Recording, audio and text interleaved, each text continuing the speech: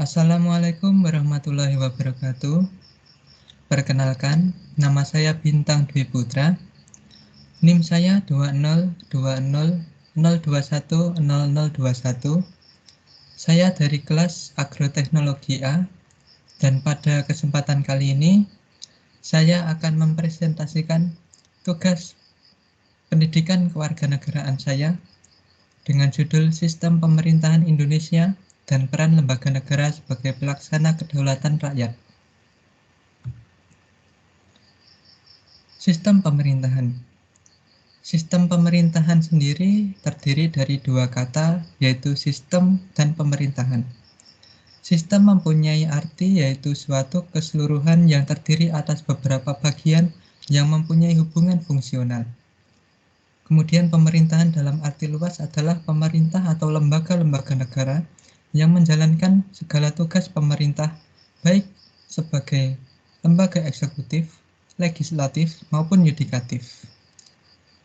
Sehingga dari dua pengertian tersebut dapat dikatakan bahwa sistem pemerintahan adalah suatu sistem yang menyangkut bagaimana bekerjanya komponen-komponen utama dalam suatu negara, termasuk lembaga eksekutif, legislatif, maupun yudikatif. Pengelompokan sistem pemerintahan sendiri ada 3 macam, yaitu yang pertama sistem pemerintahan presidensial, yang kedua sistem pemerintahan parlementer, dan yang ketiga sistem pemerintahan campuran. Sistem pemerintahan presidensial merupakan sistem pemerintahan di mana kepala pemerintahan dipegang oleh presiden dan pemerintah tidak bertanggung jawab kepada parlemen atau legislatif. Ciri-ciri dari sistem pemerintahan presidensial yang pertama yaitu pemerintahan presidensial didasarkan pada prinsip pemisahan kekuasaan. Kemudian yang kedua, eksekutif tidak mempunyai kekuasaan untuk menyatu dengan legislatif. Yang ketiga, kabinet bertanggung jawab kepada presiden. Dan yang keempat, eksekutif dipilih melalui pemilu. Dalam sistem pemerintahan presidensial, menteri bertanggung jawab kepada presiden karena presiden berkedudukan sebagai kepala negara sekaligus kepala pemerintahan.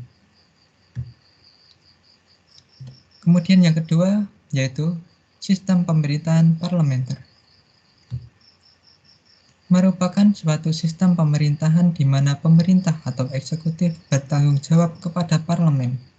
Dalam sistem pemerintahan ini, parlemen mempunyai kekuasaan yang besar dan mempunyai kewenangan untuk melakukan pengawasan terhadap eksekutif.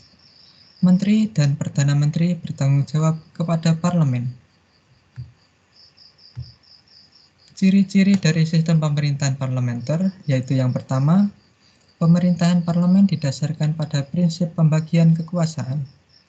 Yang kedua, adanya tanggung jawab yang saling menguntungkan antara legislatif dengan eksekutif dan antara presiden dan kabinet.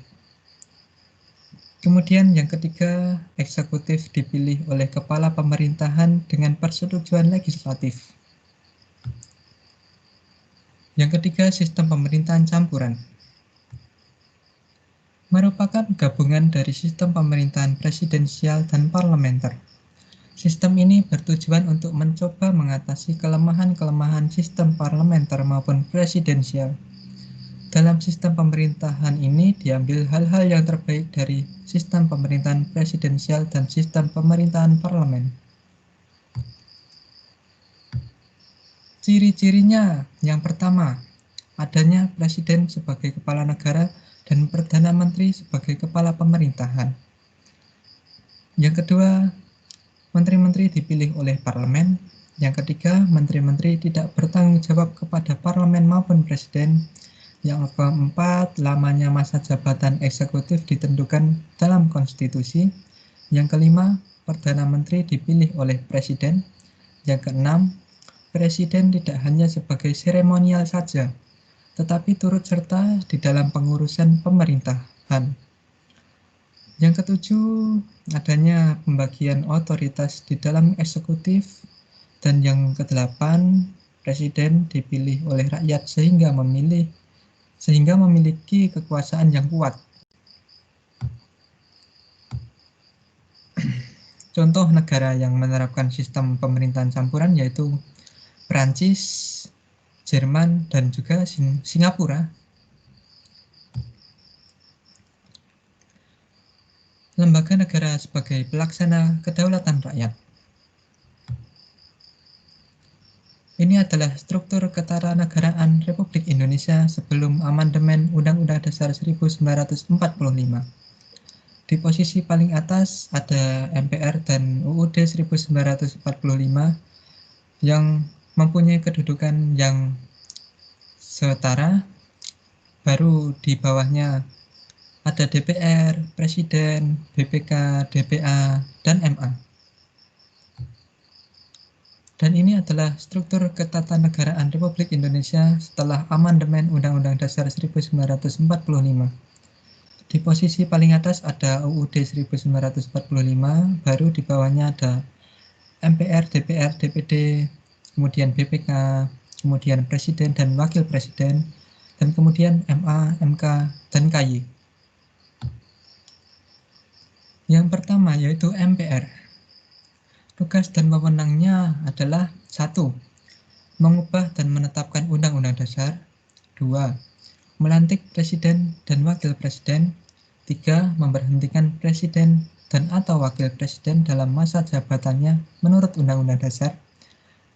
Kemudian memilih Wakil Presiden dari 2 calon yang diusulkan oleh Presiden apabila terjadi kekosongan jabatan Wakil Presiden dalam masa jabatannya. Kemudian yang terakhir, memilih Presiden dan Wakil Presiden apabila keduanya berhenti secara bersamaan dalam masa jabatannya. Dari 2 pasangan calon Presiden dan calon Wakil Presiden yang diusulkan oleh partai politik atau gabungan partai politik yang pasangan calon Presiden dan calon Wakil Presidennya meraih suara terbanyak pertama dan kedua dalam pemilihan umum sebelumnya, sampai berakhir masa jabatannya. Kemudian ada DPR. Tugas dan wewenang DPR yaitu membentuk undang-undang yang dibahas dengan Presiden agar mendapat persetujuan bersama. Kemudian membahas dan memberikan persetujuan peraturan pemerintah pengganti undang-undang. Kemudian menerima dan membahas usulan RUU yang diajukan DPD yang berkaitan dengan bidang tertentu dan menginstruksikannya dalam pembahasan. Kemudian menetapkan APBN bersama Presiden dengan memperhatikan pertimbangan DPD. Kemudian melaksanakan pengawasan terhadap pelaksanaan UU, APBN, dan juga kebijakan pemerintah. Kemudian memberikan persetujuan kepada Presiden untuk menyatakan perang, membuat perdamaian dan perjanjian dengan negara lain. Kemudian yang terakhir menyerap, menghimpun, menampung, dan menindaklanjuti aspirasi rakyat. Selanjutnya ada DPD. Tugas dan wewenangnya yaitu mengajukan rancangan undang-undang pada DPR yang berkaitan dengan otonomi daerah, hubungan pusat dan daerah, pembentukan, pemekaran, dan penggabungan. Kemudian pengelolaan sumber daya alam atau sumber ekonomi lainnya yang berkaitan dengan pertimbangan keuangan pusat daerah.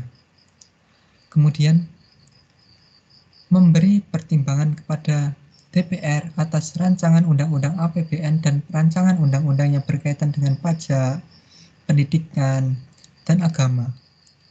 Kemudian melakukan pengawasan terhadap pelaksanaan mengenai hal-hal di atas yang disampaikan dan disampaikan hasil pengawasannya pada DPR untuk ditindaklanjuti. Kemudian yang terakhir, DPD ini bersidang setidaknya sekali dalam setahun.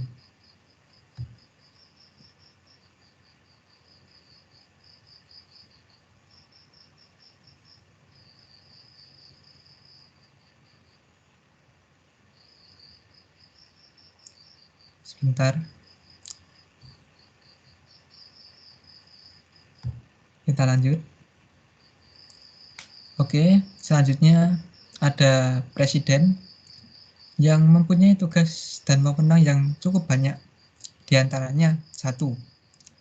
Memegang kekuasaan pemerintah menurut Undang-Undang Dasar.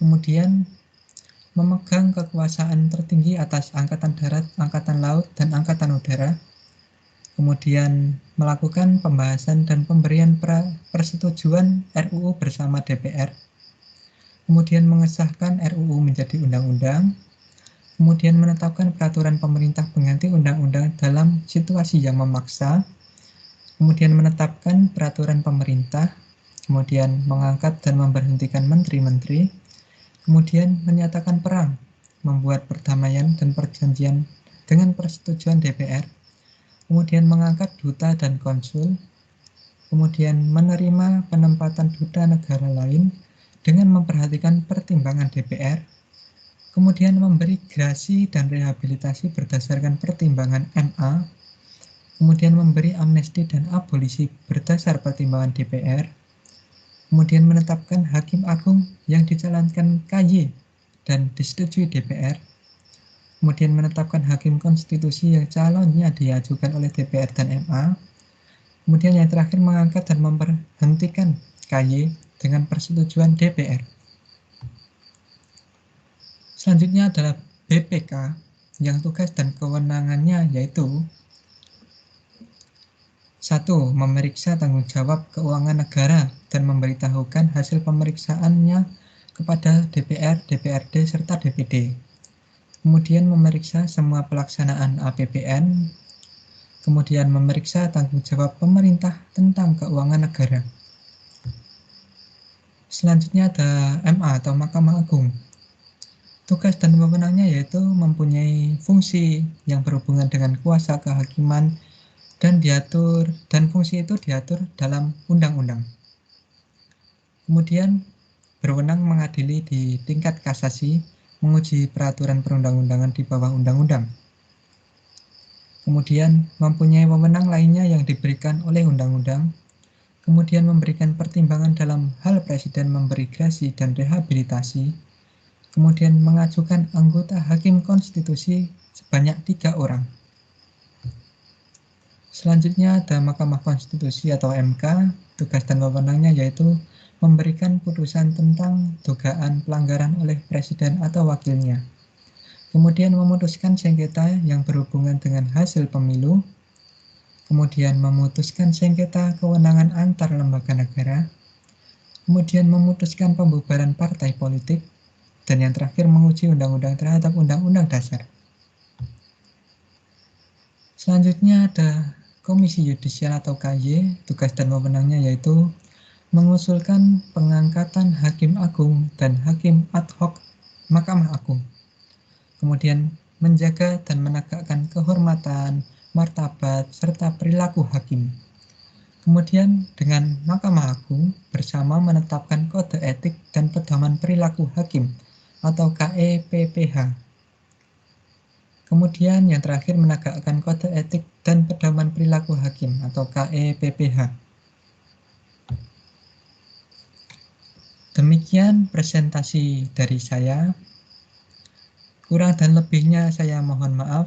Terima kasih. Wassalamualaikum warahmatullahi wabarakatuh.